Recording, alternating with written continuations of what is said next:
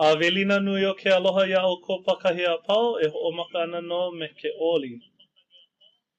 O kailua I ke oho ka malanai moe ka lau ke uki.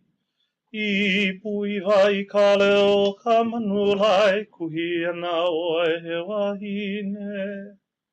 A ole la. O hauahine ma no ke ialai na wahine o kailua I ka lai. Aloha. アロハ。かなりさんありがとうございました。素敵な折で、本日のアロハプログラム、ウェブセミナーを開始させていただきます。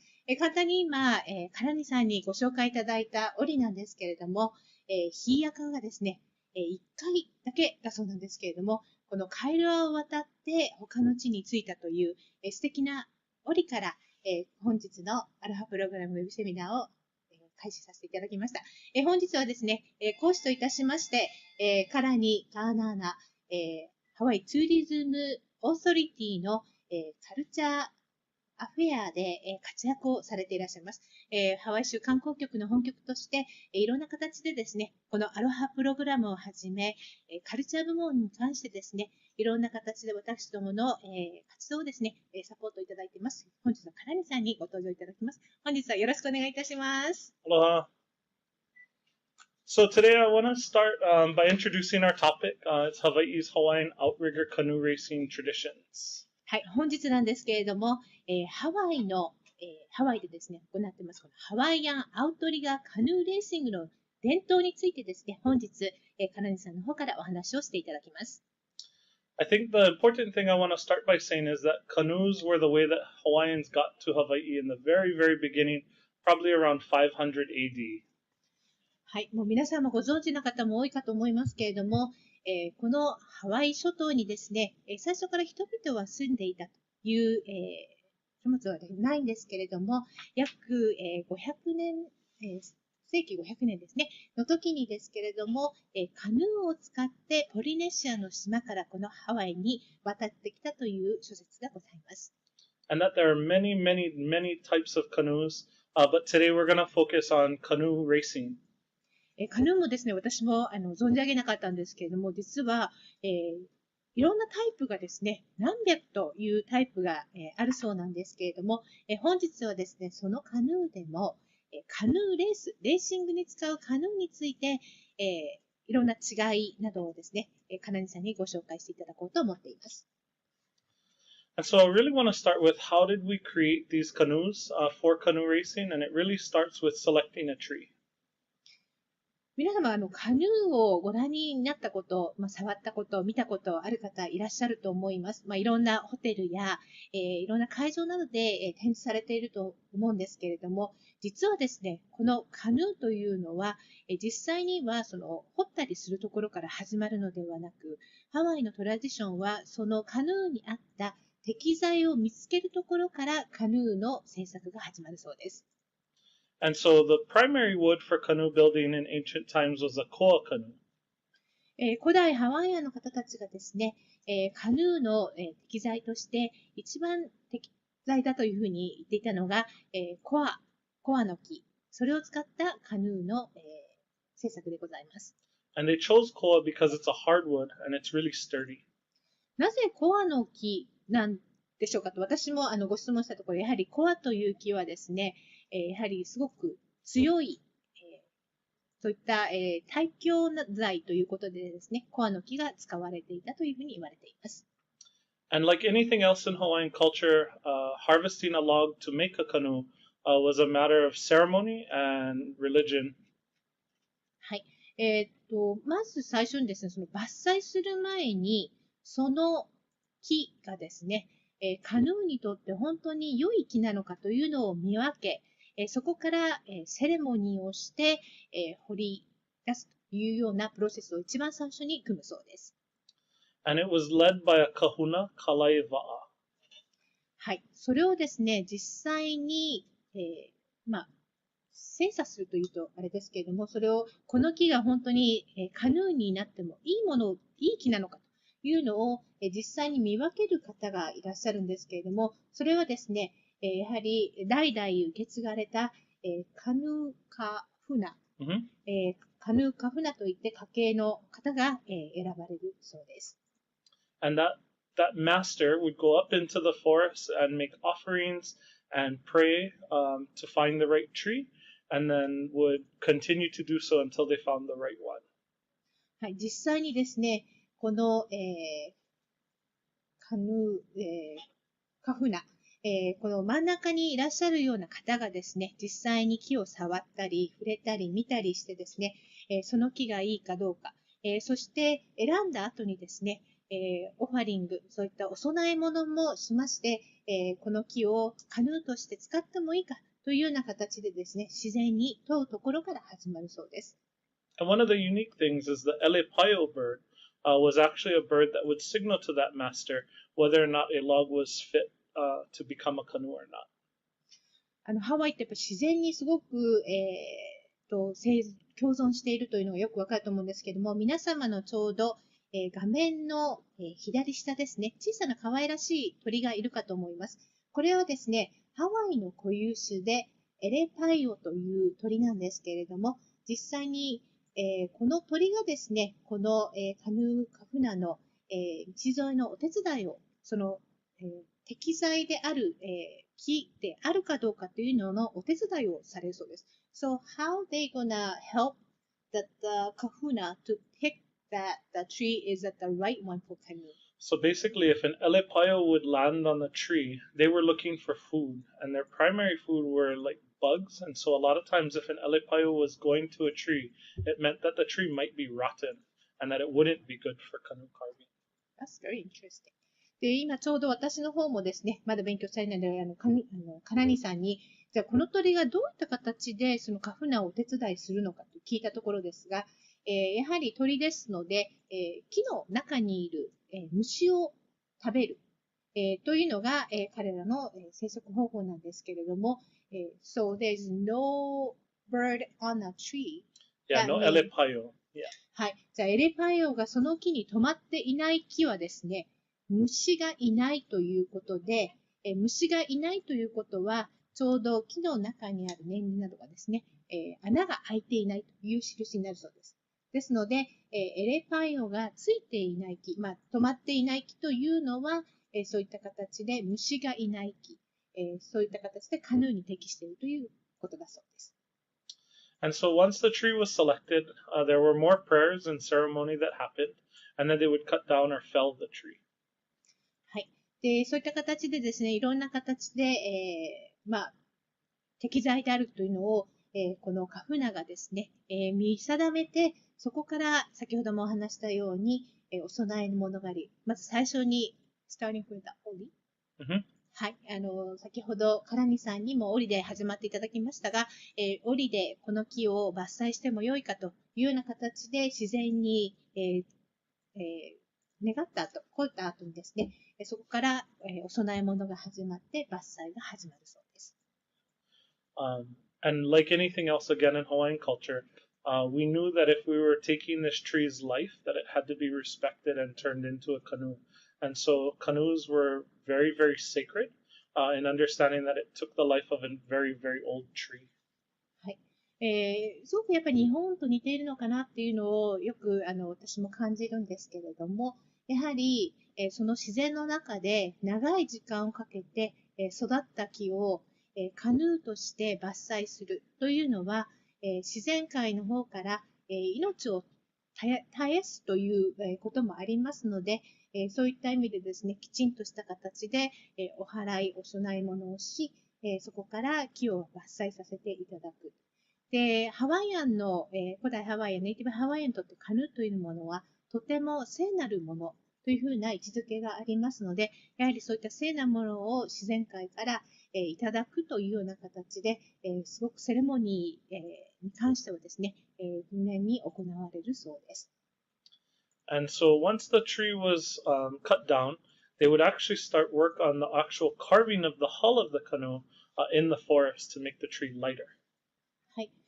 実際に、こちらの、適材のこの、例えばコアの木を切った後にですけれども、このまま、木をそのまま、カヌーを作る場所に動かすのではなく、やはり生活の知恵ですね。そういった大きな木を持って動かすというのはかなりの力仕事になりますので、ここでですね、一度木を切った後に、カヌーが軽くなる、カヌーとして軽くなるように、いろんな形で、カービング、彫りがですね、行われ、この自然界の中で行われるそうです。And on the top right, we have a picture of an adze that was the primary tool for carving out the canoe. はい、皆様のちょうど右上にあるのが、日本でいう斧というような形ですけど、それと同じもので、こういった、ものを使ってですね、カービングが始まります。And then below on the bottom right is a canoe that's just started to be carved out, and you can see how they dig out the center of the hull. はい、ちょうどこれ、人々がこう見てますけれども、実際にはカヌーのちょうど下の底の方ですね、が、カービングされたところの絵なんですけれども、やはりですね、こういった形で神聖な木を自然界からいただくというような形でですね、すごく丁寧に、カービングが行われています。And so now that the hull is sort of mostly formed, the log is a lot lighter to pull down from the forest down to the shore. こういった段階になると、だんだん、村にですね、こういった、ビレッジにですね、この自然界、山の奥、森林から、フォームをした、形を整えたカヌーが、運ばれて、そこから、第2段階の、セカンドフェーズとしての制作が始まるそうです。And then once it was down there, all the finishing touches would be added, all the final sort of cleaning and everything would happen, and then the canoe would be blessed. はい。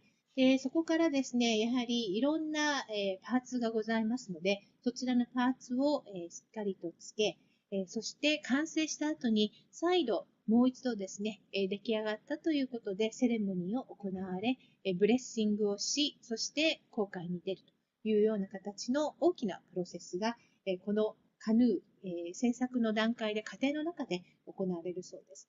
So, Kalani, I know you put that it's a single log, so it's not patching. No. So in traditional times, and even if we can find the right log today, the hull will be one single log. はい、こちらに英語でもシングルログというふうにありますけれども、トラディショナルな伝統的なこのカヌーの製作はですね、やはり大木を探して、そこから一枚板で、カヌーの胴体をですね、フォームしていくというのが、トラディショナルなやり方です。で、実際に現代もですね、そういった大木をしっかりと見つけられることができれば、現代でもそういった一枚板の、カヌーでの、胴体を作ることができる。なかなか、it's a little hard to find at the huge single log nowadays. It's getting harder and harder, but the picture there in the middle is actually one of the more recent canoes that was built from a single log.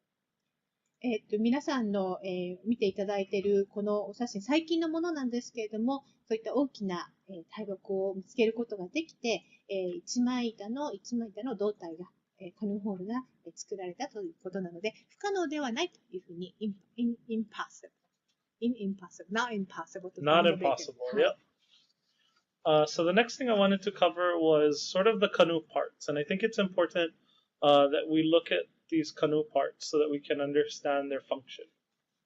はい、今皆様の画面に見ていただいているこの部分、カヌーを製作する過程にいろんな、胴体にも、胴体だけでなくいろんなパーツに名前があるそうなんですね。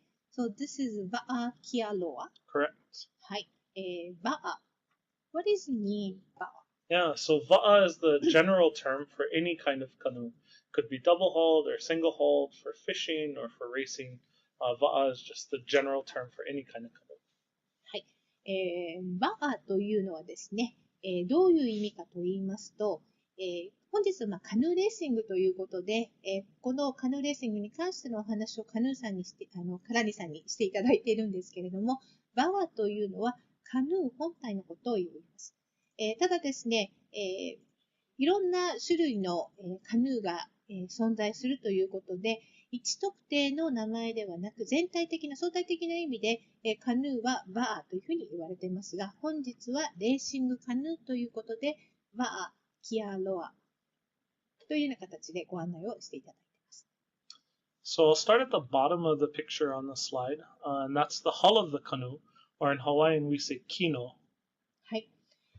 一番下の胴体の部分ですね。皆さん、スペリングはキノまたはカエレ。これがちょうど胴体の部分になります。And so that was the base of everything. That's what would have been carved from that log in the forest. And then the other parts we would add are the manu ihu. So on the right-hand side of the picture, it's the bow or the front section of the canoe that would be placed on top. はい。ちょうど下の胴体の部分がですね、先ほど、この前のページでご案内した、そういった森林で伐採した後に、カヌーとしての形をフォームするプロセスがすべて森林で行われているというのが、この一番下の木の、または、カエレという部分になります。で実際に、海辺の近くに行って、いろんな形でパーツを揃える中で一番最初に行われるのはこのマヌ犬という、ちょうど上の、蓋をするような形ですね。その部分が、第二工程として、制作されます。And then attached to that manu ihu is a palekai, or that's a splash guard. And that's that part that sticks up there on the front. はい。次にですね、そのマヌイフのちょうど、前方にありますこのパレカイというのがですね、水のしぶきを受けないような形で、する部分になります。Are you able to point out? Well, can they see the mouse? 皆さんマウスは見れますでしょうか？ How about that? 多分その方が。Is that better? はい。Perfect. ありがとうございます。はい。このペレカイというのが、そう、Yeah. it's kind of prevent the splash coming to. Yeah, so if the canoe was on a wave or pushing out through waves, this would direct the water out and off to the side so that it didn't fill the canoe up. はい。なので、波しぶきがですね、ちょうどカヌーの、胴体には当たるんですけれども、それをですね、避けていく、形の、ファンクション、機能をするのがこのパレカイという、ものになります。The next section that would have been added are these long rails along the side, and those are called gunnels, or mo'o in Hawaiian. はい。ちょうど、上の船体の、上の部分ですね。皆さんがカヌーをされる、パドラーの方たちがですね、実際に、パドルをするちょっと手前のところですね。その部分がモオというふうに言われます。Another integral part of the canoe is the spreader, or this vai, and there are two of them, so one here and the other here, and those were meant to keep the hull's integrity so it didn't bend or shift in the middles. はい。アウトリガーカヌー、カヌーっていうのはですね、やはり、ハワイにはすごく、トラディショナルなものとしてはですね、そういう沈まないように、またはバランスを崩さないように、しっかりとした形の、工程をするんですけれども、その胴体と、浮きの部分ですね、をくっつける部分っていうのは、この2つにあります、バエですね。その部分が、とても大切な役割をします。And those are in modern canoes too. はい。これを実際にですね、そのトラディショナルなカヌーだけではなく、近代的な今、皆さんが楽しまれるカヌーにも、応用されている部分だそうです。And also, just more generally, all of the parts we're going to cover today are in modern canoe as well as old. We've maintained them. はい。実際に今皆さんにご説明しているのは、トラディショナルな、ものだけではなく、こういったパーツはですね、実際には現代の、カヌーにも、応用されているものだそうです。The next part we would add are these notches, or they stick out. They're called pepeao, but they're little blocks of wood on the inside of the hull that stick out so that you can put the seat on top of it. はい。このペペヤオっていう部分はですね、実際に胴体と上の部分の間にある、So this is that the little hole? No, these are blocks that stick out from the inside, and then the seat would be placed on top of them. 実際にここは、上の部分ですね、マヌの部分とキノの部分をくっつけるための、ブロックをする型を合わせるための、部分になるそうです。ここ、パパイ青というふうに申し上げるそうです。And then the next piece would have been the noho, or these pieces of wood slats that go across so you can have somewhere to sit. And there are usually 6 in a racing canoe. はい。ちょうどこのノホというのはですね、パドラーの方たちが、the paddler will sit on、はい。パドラーの方たちが実際にこの上に座ってパドリングをする。レーシングカヌーに関しては通常6つの、シートが、こちらの方に付けられるというふうにおっしゃっています。And then one of the final pieces of the hull itself are the manu hope, and it was the back cover piece that would have been placed last. で、最後の部分というのは、この、マヌホペ。ここが最後の過程として、このレーシングカヌーとしてですね、付けられる部分がこのマヌホペというふうに言われます。Now, one of the special parts is the momoa. And it comes as a little bit of a step here, or like a part that sticks out longer from the hull. And then the manu hope is a little bit shorter, and so you're left with this notch at the back of the canoe here. And there's a story that goes with it.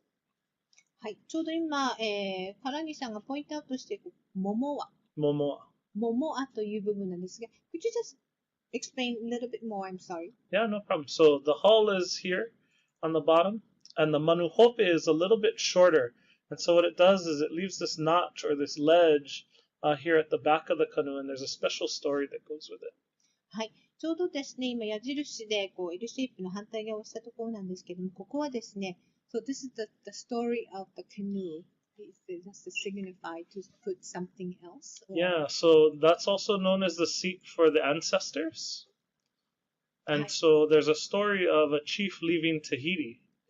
And the priest wants to come with the family, and there are no more spaces on the canoe itself except for the momoa. And so the chief tells the priest if he can jump from the cliff and land on the seat, he can come to the next place with them. はい、このモモアもですね、ちゃんとお話が、あってですね、タヒチからこのハワイに来る際に、シートが6人分しかなかった。でも、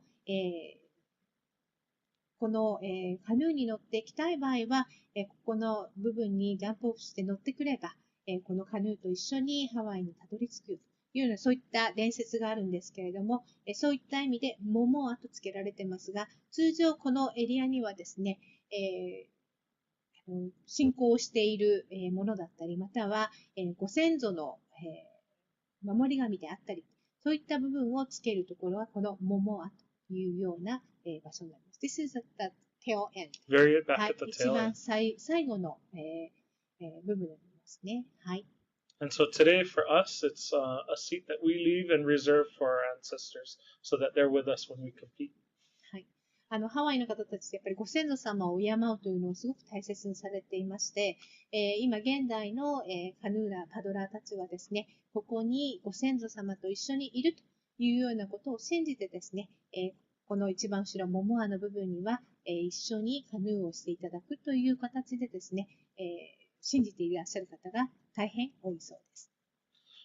Now that the main part of the canoe is built, it would be really hard to stay upright if we didn't add an ama or yako. And so this helps keep the canoe stabilized. はい。実際に先ほど、ご説明したこの、ペペヤオと、木の部分だけではですね、やはりバランスがよく、きちんとした形で浮かばないということで、そのバランスをしっかりと保つ部分というのはこのアマという部分になります。So the ama is the actual float on the outside, and it's always rigged to the left-hand side of the canoe. はい、このアマというのはですね、ハワイアンのトラディショナルレーシングカヌー。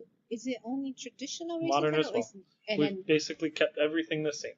And also that the single hole and double holes and everything, AMA is on the left hand side. On the left-hand side. はい。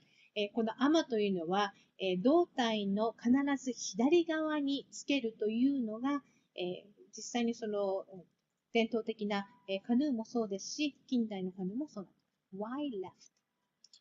I'm not totally sure. I've never been taught that. I've paddled my entire life, and I've always rigged on the left. はい。今ですね、なぜ左側なんですかというふうに、お伺いしたんですね。鈴木さんもなぜ左だけにアマは設置させるの、同じ質問をさせていただいたんですが、理由はちょっとわからないと。ただ、金西さん、You canoe since 8 years old. 8 years old. はい。8歳からですね、まだずっとカヌーをしているんだけれども、トラディショナルで、カヌーは左にアマがついているというふうに、ずっとそういったものを見てきたので、理由はわからないんだけども、必ず左と。So you never seen on anything on the right. So the only times I've ever seen it on the right are if somebody wanted to go surfing with the canoe, and depending on the wave and which way it was breaking, they would rig it on the right, but that's only to surf and only at that particular break. So very Surfing like rarely. with a canoe surfing. Canoe surfing. はい。右は見たことあるんですかって言ったんですけども、全くないことはないそうなんですが、カヌーパドルをするのではなく、カヌーサーフィングをしている方が、右にアマをつけている光景は見たことがあるけれども、基本的には、カヌーはアマを左手につけるというのが伝統だそうです。And then the yako are the outrigger booms, or the piece that connects the ama to the canoe. So these longer pieces here are the yako.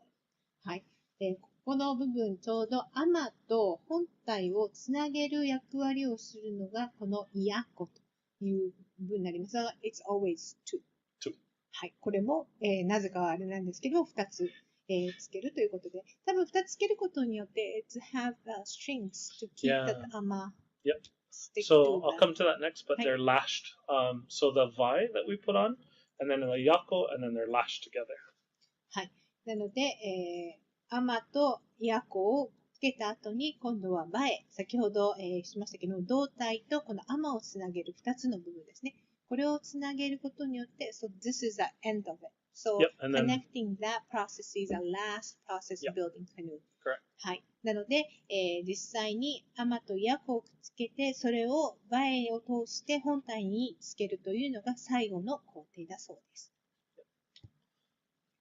One of the neat things about that lashing, it's one of the few things that were never broken from pre-contact times until present.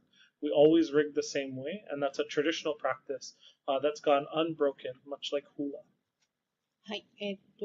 皆さんもご承知の方多いんですけれども、やはり、古代ハワイアンがですね、ずっとやってたトラディショナルが西洋文化が入ってきたことによって、いろんな文化が、変わってきたりしてますが、当時から古代ハワイから今に至るまでですね、このカヌーを、制作する、作り上げるプロセスというのは、変わっていないそうです。なので、本体ちょうど、下の胴体をですね、作った後に、沼イフを作って、それから最後にアマと、イヤコを、前でつないでいくというのは、これはもう昔から、トラディショナルで、作られる工程だそうです。So this is like many of the years they have been practiced. Generations. はい。So now that your canoe is built, we can actually race them. And a canoe race is called a hei hei va'a. はい。今度はですね、そのカヌーを作った後なんですけれども、カヌーレーシングをする、競い合うというのを、ハワイ語で、オレロハワイで、ヘイヘイバー。What does it mean, ヘイヘイ? It literally means to race canoe. ヘイヘイ自体が、to race, and then va'a canoe. はい。ヘイヘイというのは、レーシング、レースをするという意味で、バー、カヌー。なので、もう直訳で、カヌーレースというふうに言われるそうですけども、ヘイヘイ。これは競い合うという意味だそうです。So in Hawaii, there's a governing body for canoe paddling. That's the Hawaiian Canoe Racing Association. 皆さんちょうど右下にあります HCRA。これがですね、ハワイカヌーレーシングアソシエーションの、略語になっていますが、ここはですね、今実際にカヌーレーシングを、整えている、している、協会になります。And then under that statewide body, there are 6 associations on each of the Hawaiian islands. はい、で実際にこの、協会が HCR の下にです、CA の下にですね、各島に、団体がありますが、その6つの、団体がですね、参加としているんですけれども、How many paddler in Hawaii? So that actually compete and race and are participating in that association, there are about 9,000. 9,000。今の質問がですね、その、6団体各島にあるというふうに、おっしゃったので、何人ぐらい、パドラーとして、実際にレースをし、競技をしている人がいるかっていうふうに質問したところ、約9,000人ほどいらっしゃるそうです。Is that the age, is certain age or age from? Yeah, so we have races that basically cover everybody from 12 and under all the way to 70 and older. 70. 70. じゃあ、年齢的にやはりパドル、このカヌーレーシングするってすごい体力がいると思うんですが、いくつぐらいの方からいくつぐらいの方までレーシングをされているのかと言いますと、12歳以下の方からですね、なんと上は70歳以上、そういった幅の広い、トラディショナルなスポーツがですね、この、ヘイヘイワーで行われているそうです。9,000. So we have some comments saying that there's so many paddlers in Hawaii and they didn't expect it. Yeah. There is Masai-san is asking a question. Okay. The core canoe, what is the longevity? So if you take care of it well, we still have some from, I would say about 1880. So, about 150 years of sort of usable life of a canoe if you take care of it well. はい、実際にですね、やはり大切に、保管したり、提携をしていればですね、150年以上は、カヌーとしてですね、寿命があるそうです。150. Wow. So the canoe that I race in every Sunday is 65 years old. And we're one of the sort of the older ones that are still in use today.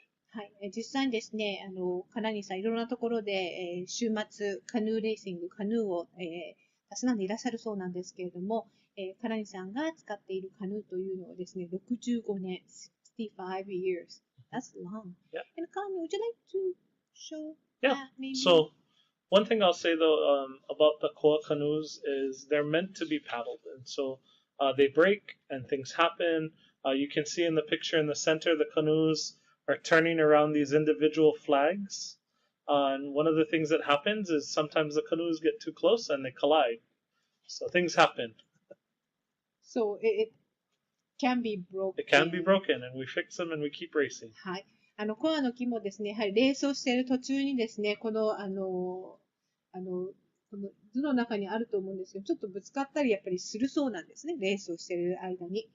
そういった場合はちゃんと、修復をしてですね、また、レースに臨むと、やはりすごく大切に皆さん扱ってらっしゃいます。What's really scary is the distance between two flags is only 80 feet. The regulation, 80 feet. And the regulation length of the canoe is 45. So if you have two canoes side by side, that's 90 feet. So if you're not careful, it's really easy to actually collide. はい、ちょっとフィートとメーターが私がちょっとどのぐらいか、あれなんですけれども、実際にこの写真の間にあるこのレーシング中のこの旗と旗の間が約80フィートだそうなんですね。で、これが、競い合うその正式競技の中で使われているんですが、ただカヌー、この6人乗りのカヌーなんですけれども、45フィートあるそうなんです。1台につき。それが2台一緒にターンしたときには、90フィートとなるので、この旗と旗の間よりももっと長くなるので、やはりですね、レーサーのこのパドラーの方たちはですね、そういった形でこう競い合いつつも、カヌーにダメージがないようにですね、慎重に、パドルをされていらっしゃるそうです。I have a question from Mr. Suzuki or Miss Suzuki. How they preserve or how they put the canoe after you racing at the shore? Yeah, so all of the canoes when they're originally made are actually varnished. So they have varnish on them, and so that's what primarily protects them. So after we get out of the ocean, they're all rinsed with fresh water and then dried, with a towel by hand by us as the paddlers, and then they're put away, unrigged and put away. はい。実際にそのカヌーを終わった後になんですけど、海水を落とすということでですね、お水で船体全体を洗って、タオルで、それもパドラーの皆さん、クラブの方たちがですね、きちんと拭き上げて、そして、保管をすると。So you'll be normally under the shade. Yeah, so what happens is after we're done racing, because the koa canoes are so special, they're unlashed or unrigged, and so the ama and yako come off, and so you're just left with the skinny hull, and then those are put into storage sheds, and then we put the rest of the equipment away. はい。実際にですね、船体はコアなどなんですけども、先ほどのこの図の、前のページでご案内させていただきましたけれども、この、保管するときに、このアマとイヤコの部分をですね、外して、そこの部分だけ、倉庫などに保管し、胴体に関しては屋根がついている日差しが、直射日光が当たらないところでですね、干して、次のレースにまで保管するというような方法になっています。So, Kalani, I know that we have so many pages, but the time goes fast. But do you recommend any canoe race, maybe from Japan to race it or to spectators? So definitely watching as a spectator. Actually, it's happening tomorrow here in Hawaii. We have the state championship canoe race. And it changes every year, so take a look on our website, hcrapaddler.com. But that's one I definitely think you should spectate and watch. はい。実は私も今知ったんですけれども、大きなそういったカヌーのイベントはいつあるんですか？いつ楽しむことができますか？もちろん参観もそうですけれども、観戦含めて、いつなんでしょうと言いますと、ステートチャンピオンシップが実は明日、where is going to be? Here on Oahu at Ke'ehi Lagoon this year.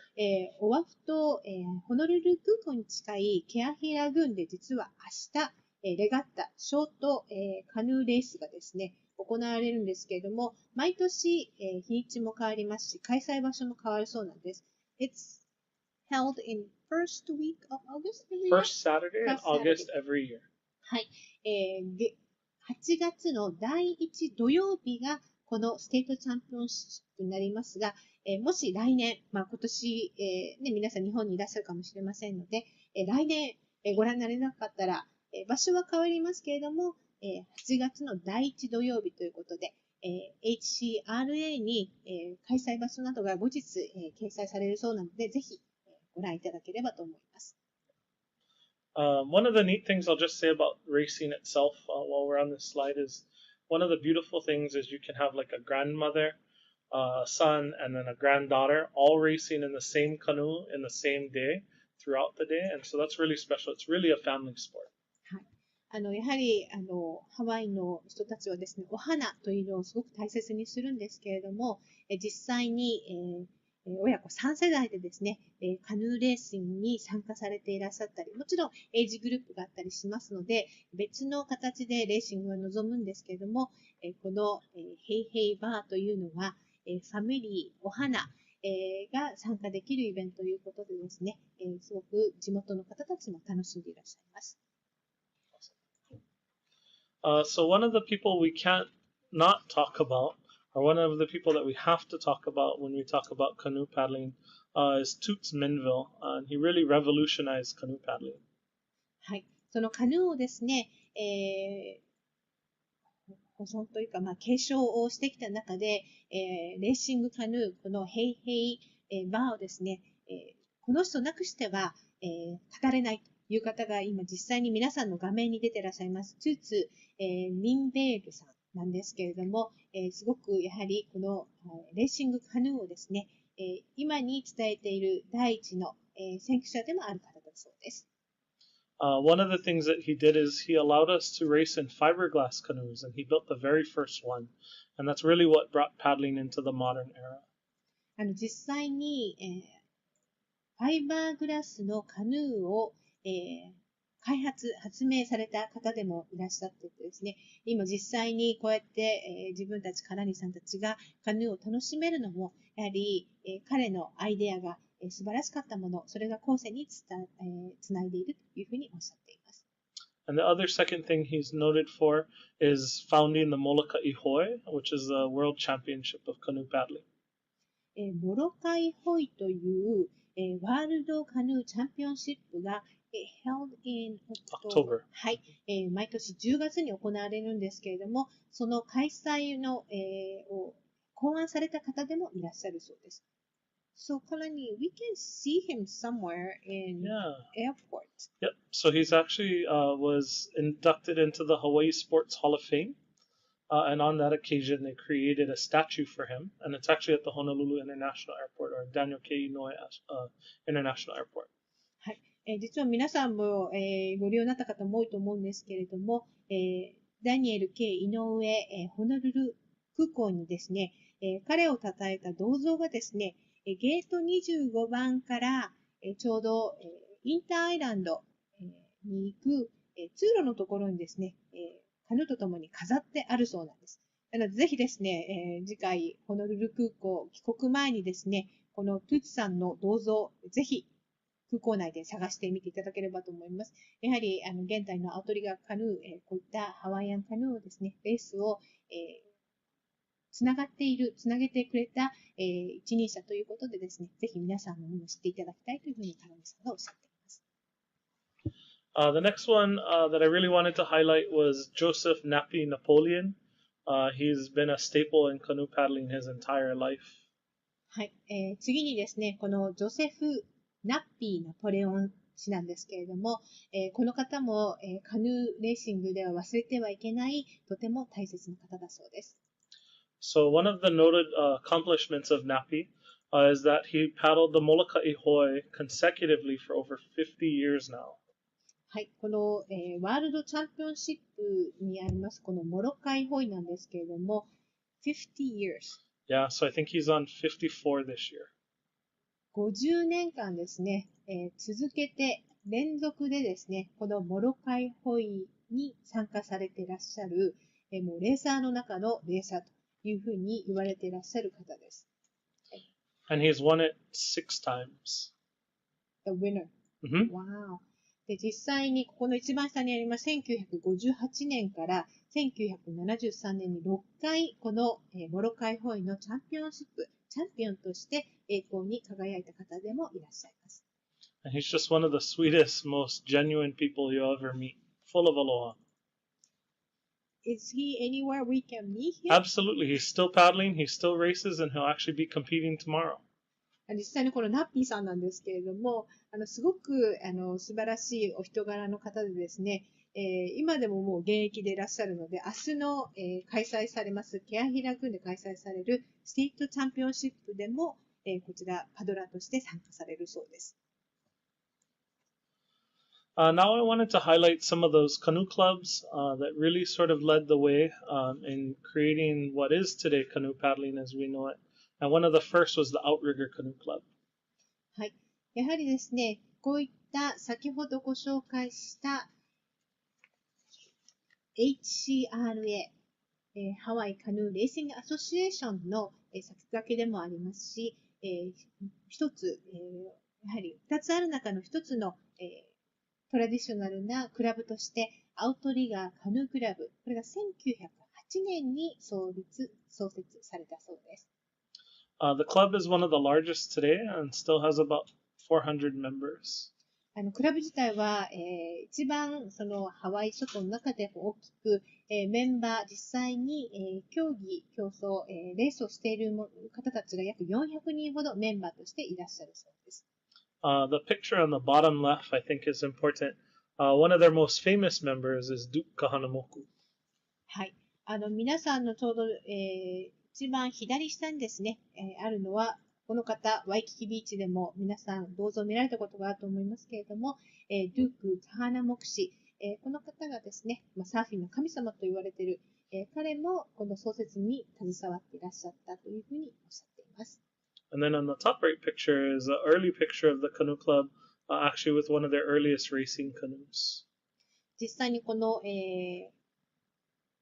30人ぐらいですかね、立っているこの、白黒の写真なんですけども、一番最初にカヌーレースをした、このクラブがですね、カヌーレースをしたという記念写真だそうです。This is very valuable pictures. とても価値のあるお写真ですね。はい。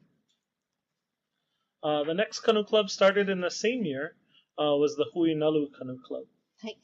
同じ年1908年にもう一団体が創設されました。これが、フイナルカヌークラブ。これも1908年に創立されています。And this club was actually founded by Duke Kahanamoku himself. So he was a member at Outrigger, but he founded this one. はい。失礼しました。先ほどのアウトリガーカヌークラブのデューク・カハナモクさんの立ち位置がですね、実は彼はメンバーとしてアウトリガーカヌークラブに、属されていらっしゃったそうなんですが、このフイナルカヌークラブは、デューク・カハナモクさんと、その他の方たちが創設された、カヌークラブだそうです。大変失礼いたしました。And I see somebody made a comment or a question in Hawaiian, if I'm reading that right. Did I read that right? I don't know who that is. Aulani. 青波さんですね。So ke ki'i o tuts kahi ki'i o kahi mea e pa'ana I ka hoi a ole ane. He hoi no na e I kona lima. So there is a canoe paddle in his hand. Sorry, Mitsu. And Kimiko, you guys giving me faces speaking in Hawaiian. But yeah, Toots does have, or had, I should say, a paddle in his hand. So the statue at the airport is, I think, what you're referring to. はい。青波さんはですね、だからこういったハワイ語をお話しされると、ちょっと私も勉強不足なんで何をおっしゃってるのかがわからないんですけれども、青波さんからは、ホノルル空港にあるドゥースさんの銅像には、パドルをホールドしている。holding a paddle. はい。それですかというご質問だったんですけども、そうです。というふうにお答えをされました。And that statue's had a long history, and so I think over time, at one point it did have a paddle, and then they moved it, and it lost it, and it got it back. So I don't know if it does or not today, but I think it did the last time I saw it. はい。実際にいろいろその銅像がホノルル空港に入って、いろんな長い、年月があるんですけれども、途中パドルがこう取られたりとか、つけられたりとかしているんですけれども、多分今はパドルを持っているんではないかというふうにおっしゃっています。はい。There is that Honolani-san is asking where the visitor is able to experience the canoe ride or possible they can see the canoe ride. Do you have anywhere that you recommend? Absolutely. So if you're visiting Oahu, definitely come to Waikiki Beach, and the Beach Boys can certainly take you out for a canoe ride and canoe surfing. And so you can actually paddle and surf a canoe in Waikiki. はい。やはり、すごくダイヤモンドヘッドをバックに象徴的な、背景になりますけれども、オアフ島ですとワイキキビーチボーイズがですね、いろんな形で皆さん、カヌーサーフィンとか、そういった形でサービスをしていらっしゃいますが、ぜひそれは体験していただきたいというふうにおっしゃっています。はい。あと、there is the many other place, museum or even hotels. They exhibit that. Yeah, so there are a number of hotel properties that have canoes in their lobby. One of them is the Kauai Marriott has one. Even Outrigger Reef has one here in Waikiki. There are a number of them all over the place. I don't have a full list, but many, many properties do. But I would also say go to Bishop Museum if you can. And Bishop Museum definitely has canoes on display. はい。やはりその、カヌーというのがハワイにとってとても、象徴的な、ものであるので、皆さんがご宿泊されるホテル、アウトリガーリーフや、カワイ島ではカワイマリオットなどですね、いろんなところで展示をされて、実際には100年以上のものが展示されている、ホテルさん、また、会場もございます。で、ぜひ皆さんに、まだ行ったことない方、行ったけどまだ見たことない方いらっしゃると思いますけれども、ビショップ博物館、特にパシフィックホールではですね、そのカヌー、ハワイアンホールですね、失礼しました。では、そういったもので展示がありますので、ぜひですね、ビショップミュージアムにも足を運んでいただきたいそうです。Kalani, wow, time flies. It does. So there's more history, more story about the canoes. はい、もう本当に今日は、カヌーの歴史、内容ですね、短いこの45分で凝縮してお伝えしましたけれども、ぜひですね、皆さんご旅行の際には、このカヌーレースがあるタイミングで、ご旅行をお考えいただきたいと思います。大きな大会には、このカナニさん実際にカヌーレースに出場されていらっしゃいますし、実際に役員としても、そういったカヌーレースの方で活躍していらっしゃいます。I was saying that if you want to meet you, any canoe race, you can find, they can find you. Yep. I go to all of them. And also, you have a recommend book? I do. So I brought one with me today. I don't know if you can see it, but it's called The Hawaiian Canoe by Tommy Holmes. はい。今回、カナニさんのお話のこのカヌーの歴史、ハワイアンカヌーの歴史でご興味持った方はですね、ぜひですね、トミー・ホールムさんの、ザ・ハワイアンカヌー。So you can get anywhere on the bookstores or... I know I've seen it on Amazon before. I haven't bought one recently. This is actually my copy from college, but I know I've seen it before on Amazon. はい。Amazon などで購入できると思いますということなので、ぜひ、ご興味ある方はですね、ザ・ハワイアンカヌー、by トミー・ホームさん、ぜひご購入いただければと思います。それではですね、本日、お時間ちょっと過ぎてしまいました。楽しいお話してるとどうしても、we just pass the time いつもしてきますが、本日はハワイツーリズムオーソリティダイレクターオブハワイアンカルチャーフェア、カアナアナさんにハワイの、アウトリガーカヌーレーシングの、伝統についてですね、ご紹介させていただきました。マハロ。はい、mahalo ya oko.